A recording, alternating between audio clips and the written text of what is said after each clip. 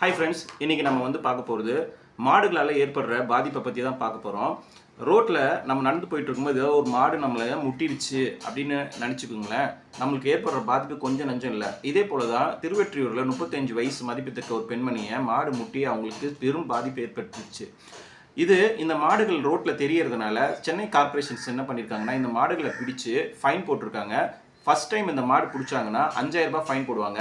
Next time இதே மாடு கிடைச்சிது அப்படின்னா 10,000 ரூபாய் ஃபைன் போடுவாங்க. இதுக்கு மீறி அவங்க 2 தடவைக்கு மேலே அந்த மாடை விட்டுருந்தாங்க ரோட்டில் அப்படின்னா அவங்களுக்கு ஃபைன் போட மாட்டாங்க. அந்த மாடை எடுத்துகிட்டு போய் தொழுவத்தில் கட்டிடுவாங்க.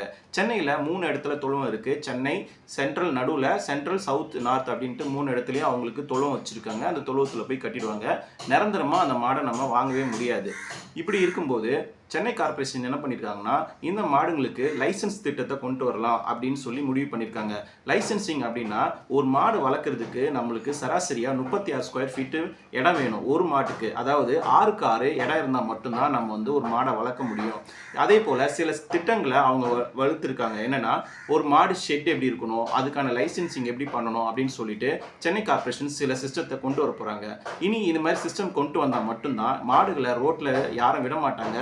மாடுகளால் நம்மளுக்கு ஏற்படுற பாதிப்பும் கம்மியாகும் அப்படின்னு சொல்லிட்டு அவங்க தீர்மானிச்சிருக்காங்க. இதே போல் செல்ல பிராணியான நாய்களை வளர்ப்புறதுக்கும் நம்ம லைசன்ஸ் கண்டிப்பாக வாங்கணும். லைசன்ஸ் பார்த்தீங்கன்னா ஆன்லைனில் 50 ரூபால இருந்து இருக்குது. இது வரைக்கும் 5,000 பேர் இது லைசன்ஸ் அப்ளை பண்ணி வாங்கியிருக்காங்க.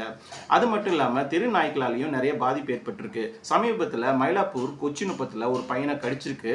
தெருநாய்கிட்ட இருந்து நிறைய தொல்லைகள் வருதுனால அந்த மாதிரி நாய்களை பிடிச்சிட்டு போய் ஆன்டி ராபிஸ் ஊசி போட்டு திருப்பி அனுப்பிச்சிருவாங்க.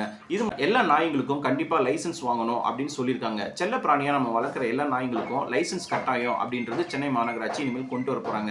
மாடுகளுக்கு கண்டிப்பாக நம்ம லைசன்ஸ் வாங்கணும். அதே போல் இது வரைக்கும் சென்னை மாநகராட்சி 1117 மாடுகளை பிடிச்சு வச்சுருக்காங்க. கிட்டத்தட்ட 43,05,000 ரூபாய் ஃபைன் போட்டிருக்காங்க. செப்டம்பர் 2023 இது வரைக்கும் ஃபைன் மட்டும் பார்த்தீங்கன்னா 43,05,000 ரூபாய் ஃபைன் போட்டிருக்காங்க. இவ்வளோ பண்ணியும் இன்னுமே மாடுகள் ரோட்டில் தான் தெரிஞ்சிட்டு இருக்கு. அதனால தான் சென்னை மாநகராட்சி இப்படி ஒரு முடிவை எடுத்திருக்காங்க. அது மட்டும் இல்லாமல் 2 தடவை ஃபைன் போட்டுட்டு 3வது தடவை அந்த மாடுகளை மாட்டுத் தொழுவத்துக்கு கொண்டு போகலாம் அப்படின்னு சொல்லிட்டு சென்னை மாநகராட்சி முடிவு பெற்றிருக்காங்க. மேலும் இது போல் நல்ல நியூஸ் வேணும் அப்படின்னா பேப்பர் கட் சேனலை சப்ஸ்கிரைப் பண்ணுங்கள். தேங்க்யூ.